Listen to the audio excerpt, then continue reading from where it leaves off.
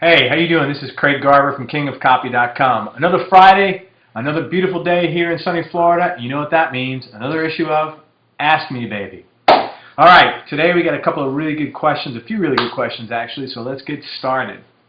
First question's from John Keel, and it says, for the little guy who is starting out and has limited income, what would your recommendations be for starting on a budget? I remember back in the day, many mail-order empires were built off of classified advertising. Now remember with classified advertising, there's small space ads. Well, that's what classified advertising are, typically small space ads.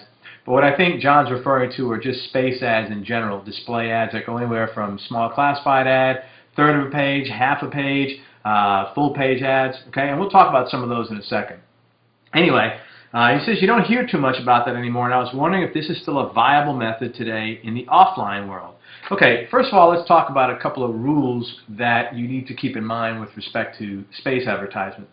A vertical half page, for example, will outpull a horizontal half page, and that's because a vertical half page covers both sides of the fold. So, for example, when you've got a piece of paper like this, let's say this is a piece of paper, it's folded over. Newspapers are typically like that, right? Well, if the ad runs half page and half page, you know, that means someone could be sitting down seeing the ad like this over here, or if the paper's up this way, they could see it. Either way, you can see it. So you want to run half page verticals as opposed to half page horizontals.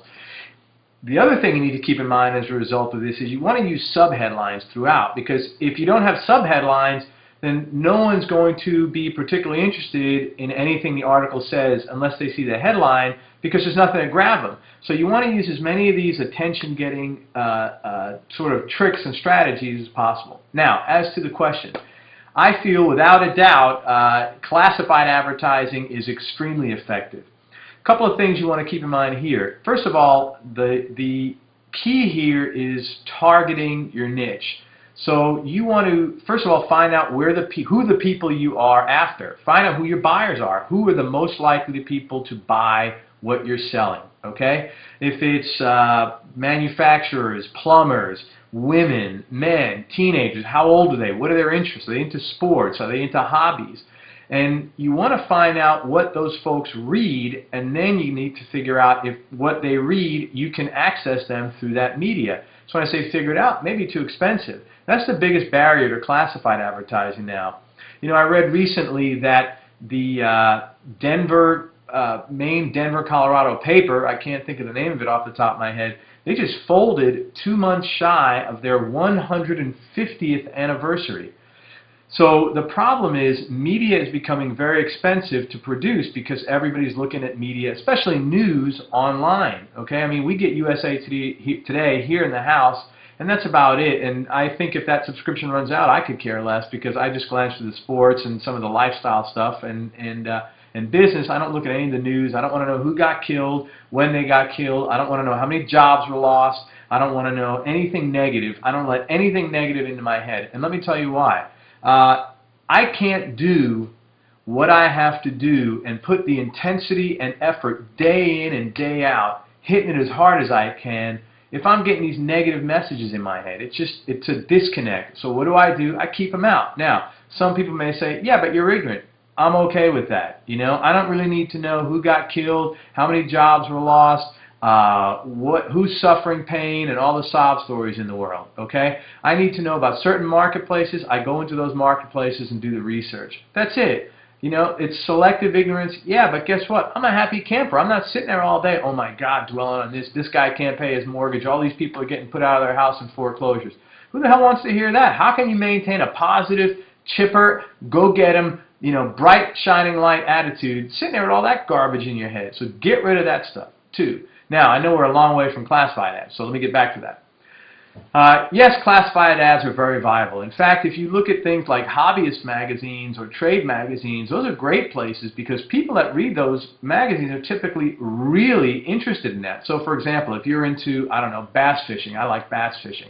I buy a bass magazine, man, I'm pouring through every single thing in there. I'm reading the classifieds, the ads, everything. I don't want to miss anything. Why? Because there may be something in there that helps me catch more fish.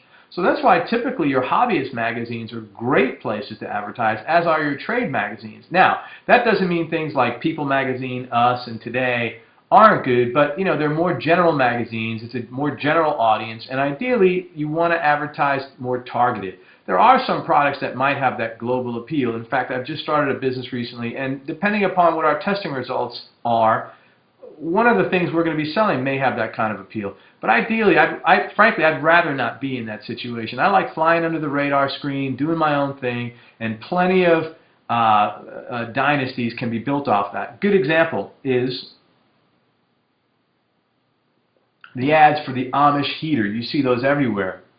I believe those are manufactured by Ben Suarez's company out of Canton, Ohio. He advertises in full-page space advertising. That's his whole that's a good part of his marketing. Now, one thing he does is he supplements everything as he's building these consumer lists, and he sells all sorts of really cool products. He's a great marketer. You ought to study his stuff. As he's building these lists, he supplements all this with direct mail. So I wouldn't rely solely on classified ads. In fact, I wouldn't rely solely on anything, because if you only got, you know, one game going and that game gets blown open, you're kind of screwed. So to answer your question, which is a great question, by the way, and I appreciate you asking it, I would definitely pursue this. It's a viable opportunity. It's something we're pursuing in our new business, and we're going to supplement it with direct mail if we can make the numbers work in direct mail. And so I would run with this. Target the niche, that's the most important thing, and then figure out where those folks are. All right, on to the next question.